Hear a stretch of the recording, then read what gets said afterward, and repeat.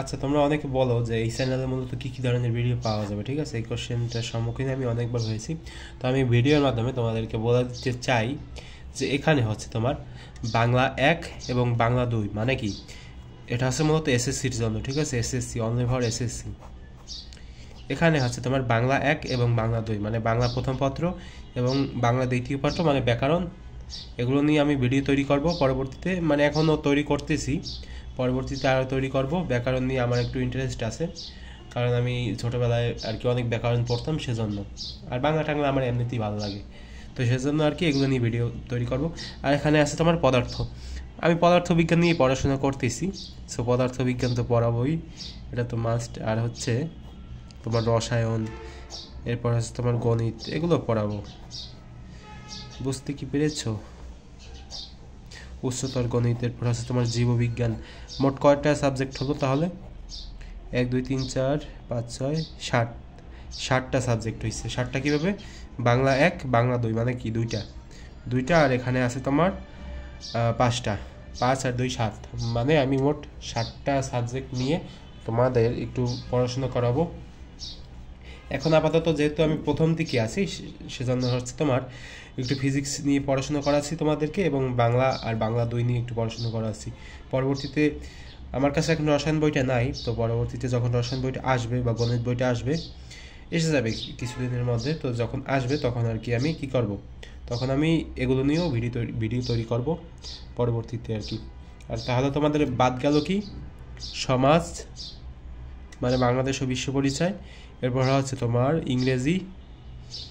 English 1 এবং 2, 1 এবং 2, আর হচ্ছে তোমার ধর্ম।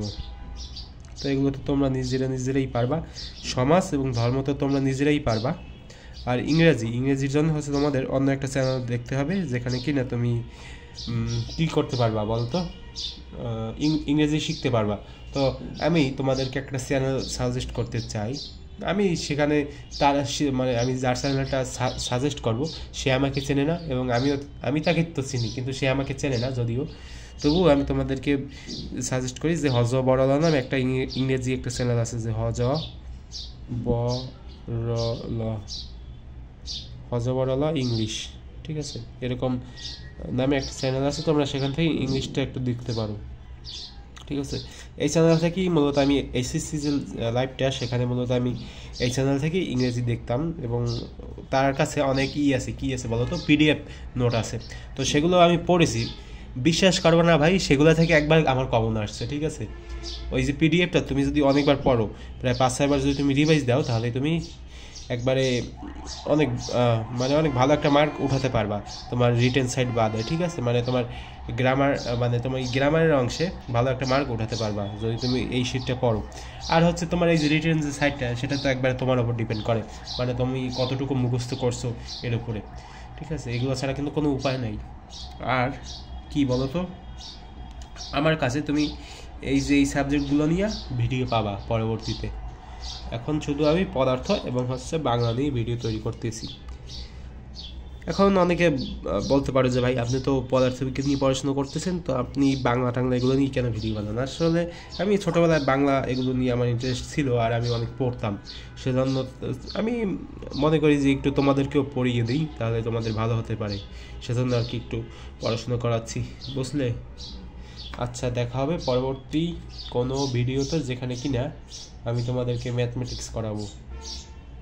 আর একটা কথা বলি, ফিজিক্সে বা তোমাদের রসায়নে তেমন কোনো ম্যাথমেটিক্সই নেই, সবই থিওরি। আর গণিত এবং উচ্চতর গণিত, এগুলো নিয়ে তোমাদের একটু প্যারা খেতে হয়। তো ফিজিক্সে মূলত হচ্ছে কি বলতো, একটু ভালোভাবে প্র্যাকটিস করবা, তাহলে কিন্তু হয়ে যাবে, এতটা কঠিন না তোমরা যতটা মনে করো। বুঝেছো কি, নাকি বুঝতে কোনো সমস্যা হয়েছে?